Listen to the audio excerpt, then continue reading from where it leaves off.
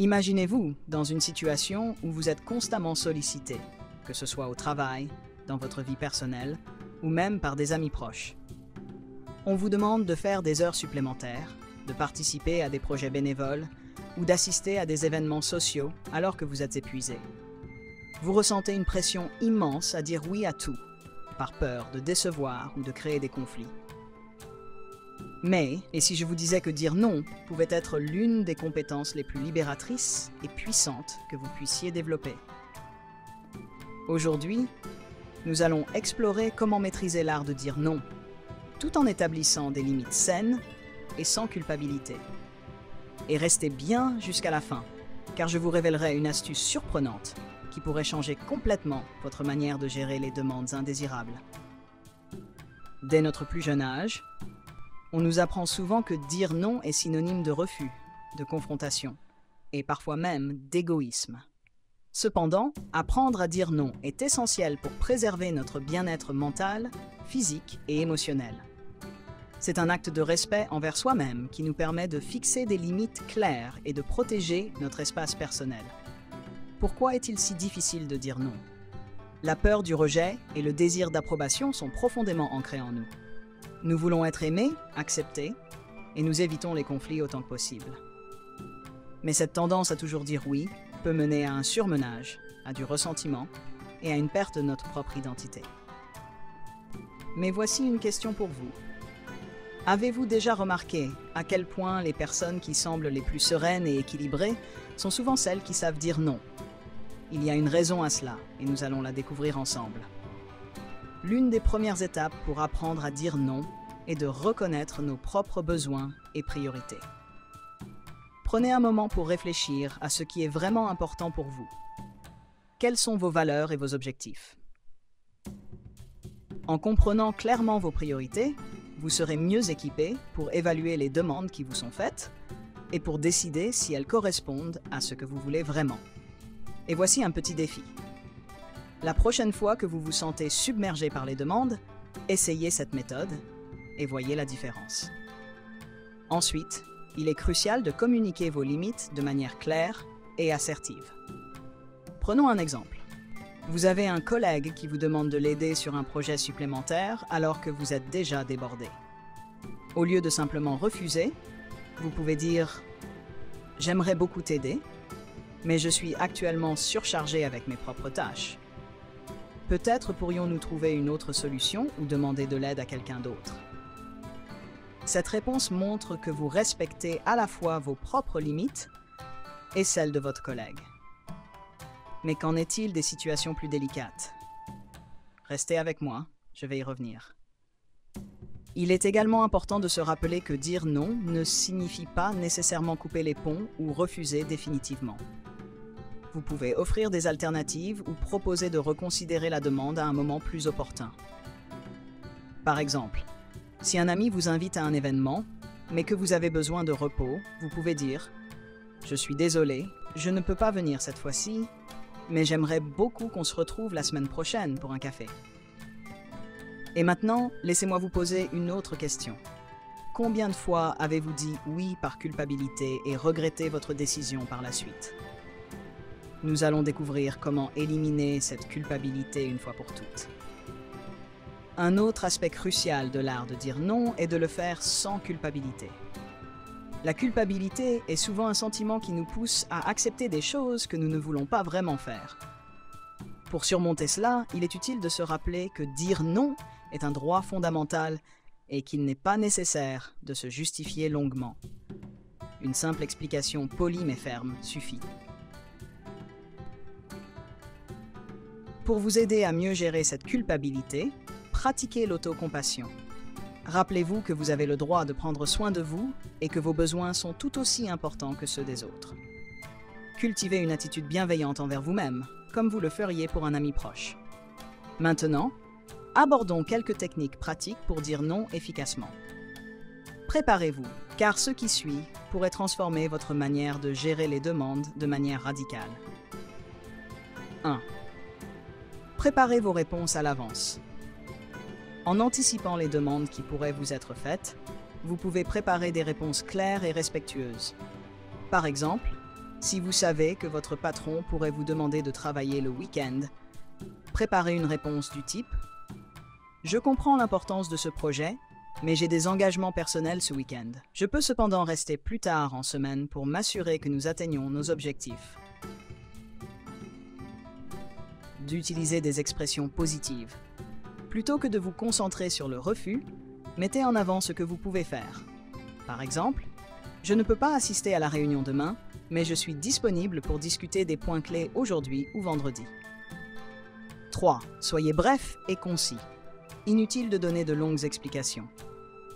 Plus votre réponse est directe, plus elle sera respectée. Par exemple, « Merci de penser à moi, mais je dois décliner cette invitation. » Pratiquez régulièrement. Comme toute compétence, dire non devient plus facile avec la pratique. Commencez par des situations moins stressantes et augmentez progressivement la difficulté. Mais attention, ce n'est pas aussi simple que cela en a l'air. Et vous allez découvrir pourquoi. 5. Affirmez-vous sans agressivité. L'assertivité consiste à exprimer vos besoins et vos limites sans être agressif. Utilisez un ton calme et confiant. Par exemple, « Je comprends que ce projet est important, mais je ne peux pas y consacrer du temps en ce moment. » 6. Respectez les autres, tout en vous respectant vous-même. Dire non ne signifie pas être égoïste.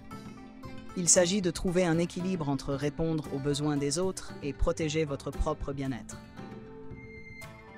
Vous pouvez dire « J'apprécie vraiment que tu penses à moi pour cela, mais je ne suis pas en mesure de t'aider cette fois-ci. Peut-être une prochaine fois. » Il est aussi important de rappeler que dire non aux autres est souvent dire oui à soi-même.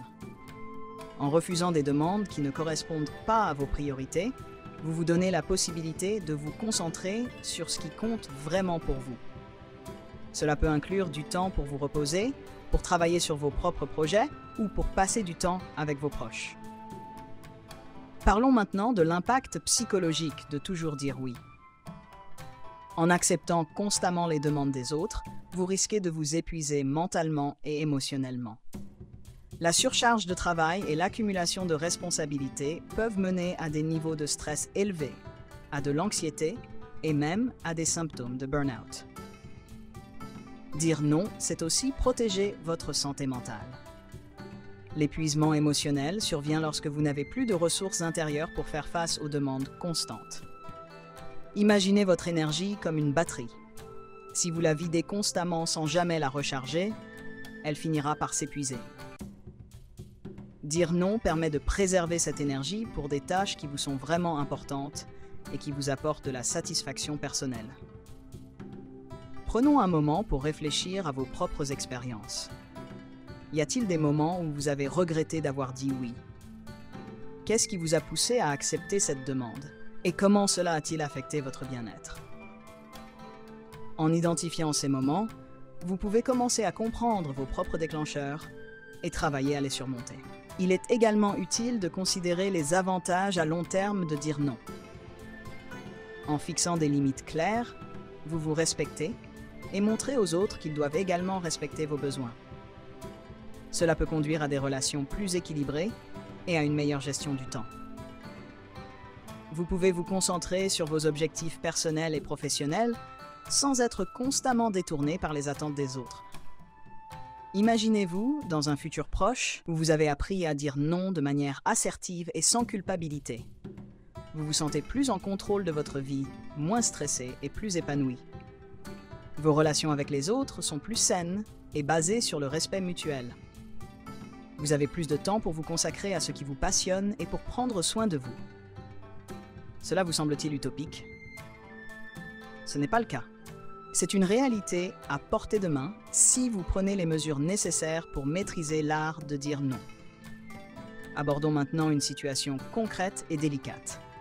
Dire non à un supérieur hiérarchique. Cela peut être particulièrement intimidant, car il y a souvent une dynamique de pouvoir en jeu. Cependant, il est essentiel de comprendre que même dans ces situations, vous avez le droit de fixer des limites. Imaginez que votre patron vous demande de prendre en charge un projet supplémentaire alors que vous êtes déjà surchargé. Plutôt que de dire un oui immédiat par peur de répercussions, prenez un moment pour évaluer la demande. Vous pouvez répondre de manière assertive en disant « J'apprécie, mais je suis actuellement à pleine capacité avec mes tâches actuelles. Pour garantir la qualité du travail, je pense qu'il serait plus efficace de redistribuer certaines responsabilités ou de réévaluer les priorités.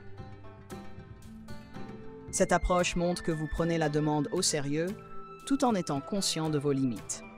Elle ouvre également la porte à une discussion sur la gestion des priorités, ce qui peut être bénéfique pour l'ensemble de l'équipe. Pour ceux qui ont du mal à dire non en raison de la peur des conséquences, il peut être utile de préparer un plan de secours. Par exemple, si votre supérieur insiste, vous pourriez proposer des solutions alternatives ou suggérer un délai plus réaliste. Cela montre que vous êtes proactif et désireux de contribuer, tout en respectant vos propres limites. Un autre scénario commun est de dire non à des amis ou à la famille. Ces relations personnelles sont souvent chargées d'émotions, ce qui rend le refus encore plus difficile. Cependant, il est crucial de se rappeler que vos proches devraient comprendre et respecter vos besoins. Prenons l'exemple d'un ami proche qui vous demande de l'aider à déménager un week-end où vous aviez prévu de vous reposer.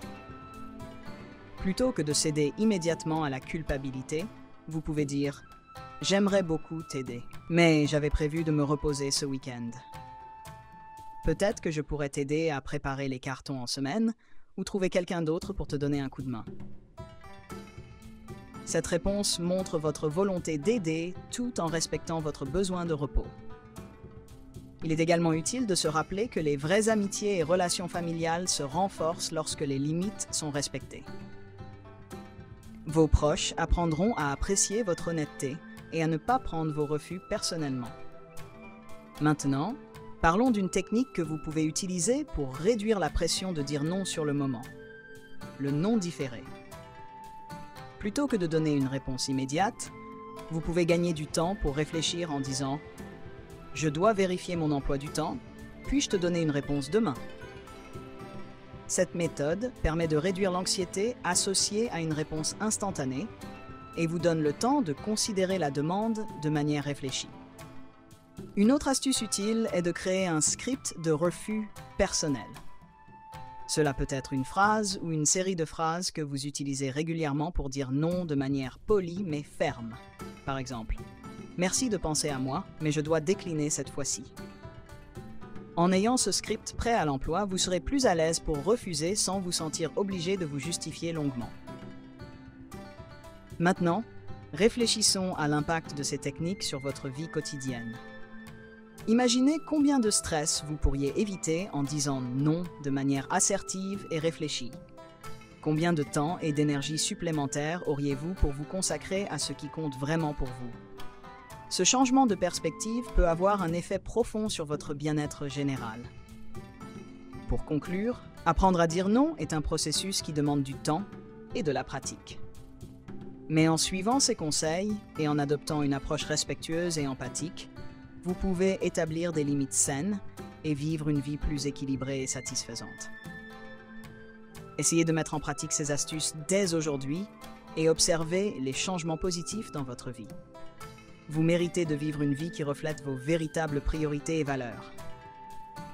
Merci d'avoir regardé cette vidéo. Si vous avez trouvé ces conseils utiles, n'oubliez pas de liker, commenter et vous abonner pour plus de contenu inspirant. À bientôt pour de nouvelles aventures vers une vie plus épanouie et équilibrée.